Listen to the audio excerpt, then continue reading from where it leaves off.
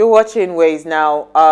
More than ever, at a time when globally most schools are closed and people are having to limit time spent out of their homes, the power of books can be leveraged to combat isolation, to reinforce ties between people, and to expand our horizons while stimulating our minds and creativity. Now, during the month of April and all year round, it is critical to take the time to read your own read on your own or with your children. It is also time to celebrate the importance of reading, foster children's growth as readers, and promote a lifelong of literature and integration into the world of work. Now, through reading and celebration of World Book and Copyright Day, we can be open, and we can open ourselves to others despite distance. We can also travel thanks to the imagination.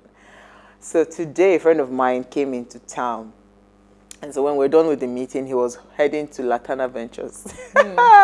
So immediately he just said he was heading to Latana Ventures. I just chuckled. I said, Latana Ventures, they ate my money. Because I had a son that was really, my son when he was a lot younger, he still reads now, but it's just that now he doesn't ask me for the books. There are books everywhere. He's able to just pick up from our library in the house and pick the books he wants to read, because he can read adult books. But when he was a lot younger, oh God, Alpha, he sleeps with a book in bed, so he must be reading and sleep off.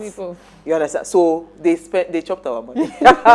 We spent money on books, so it's also interesting that by the time my sister's kids were growing, they didn't need to. They just said, I'm coming to your house to pick up books. So we had a lot of books. We bought children encyclopedia and all of this. So reading is one thing that I'm grateful that I'm not so much of a book. I like audiobooks, but I'm so grateful that I spotted it early in my children, and I am invested. Yeah, because it's one thing for you to spot. It's another thing for you not, for just leave it and live. So I invested. Myself and my husband, we invested heavily, buying them books, and I am grateful to God for it, because when he talks from a very vast. He's able to bring different. So it's a beautiful thing to do. I used to be a reader when I was younger, but it was just stories. So I used to read a lot, and I used to have, I had a mini library at home. Wow. So people would tell me, I'm coming to your house to get a book. I'm like, if you're coming, you have to bring one to exchange, because I know you will not return my books. But immediately I got into uni, all that changed. Wow. I think movies took over. Oh. Movies took over. Oh. I never really used to be a movies person, more of novels. But do you like documentaries though? Actually, no, I don't. I find them boring. I find them boring. It depends. It also depends on what they are talking about. Depends on what the topic is. But you hardly find me watching documentaries. Because my favorite channel when I go home to relax is what's it called? Discovery Channel. How they talk about how it's made. I like to just watch. So I'm an auditory person, and I like also visuals. So for me, I think audiobooks, graphics will work for me better than just reading text. I'm not a text person. I think I'd rather watch National Geography than watch Discovery. Oh, really? Yeah. But recently, I finally picked up my reading. Have you been monitoring all those gold miners? There are many interesting shows on that channel. Maybe it's too much money that's worrying me. And industries, how they invent things. I love all those kind of shows. All right, so Jennifer, what did you find for us in the news today?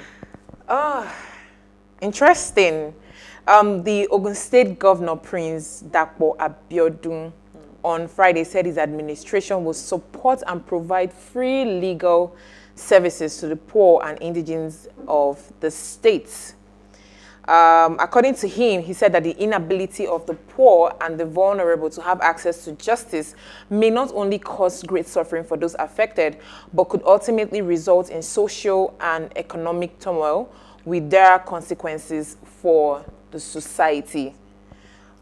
When I saw this news today, I was very happy, because now it looks like people are actually now focusing on those who cannot afford lawyers.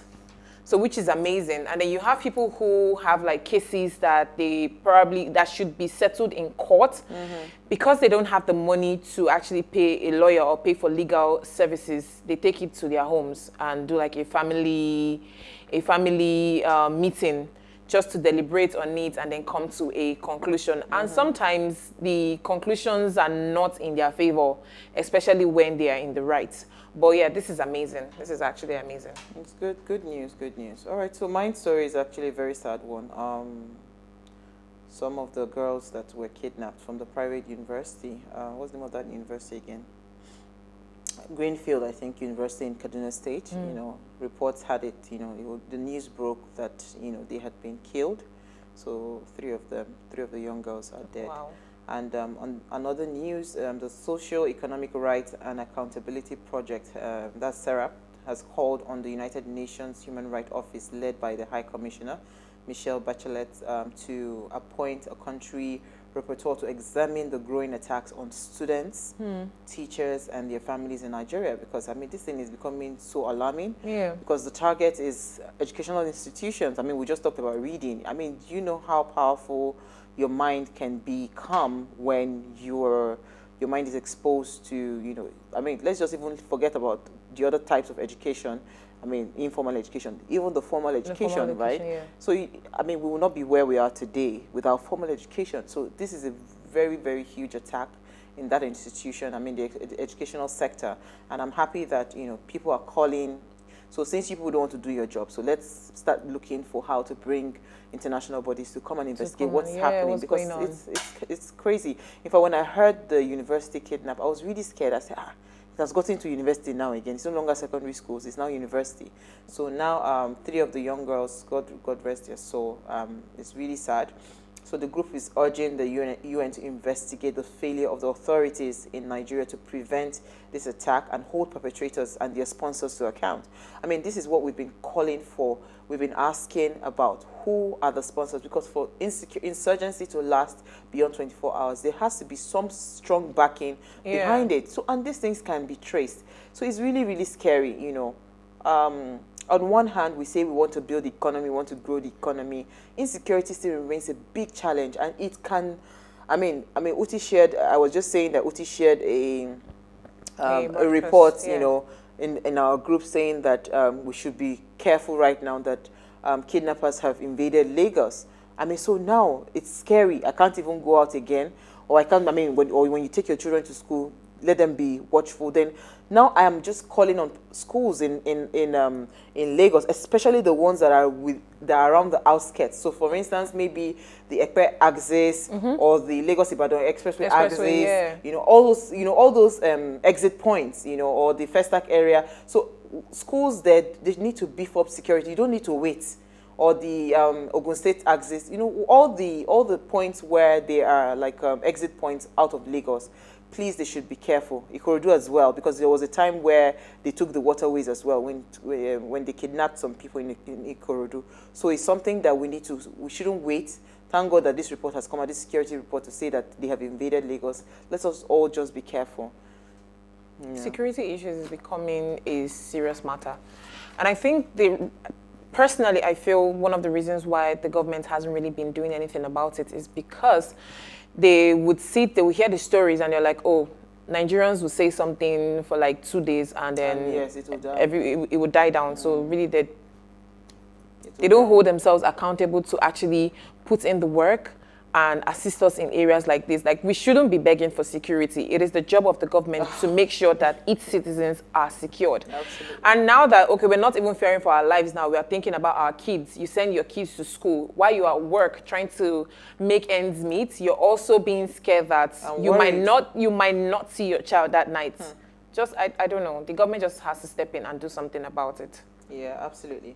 All right, so we're going to be talking startups in Africa, and when we return from the break, we'll have the conversation. Stay with us, we'll be right back.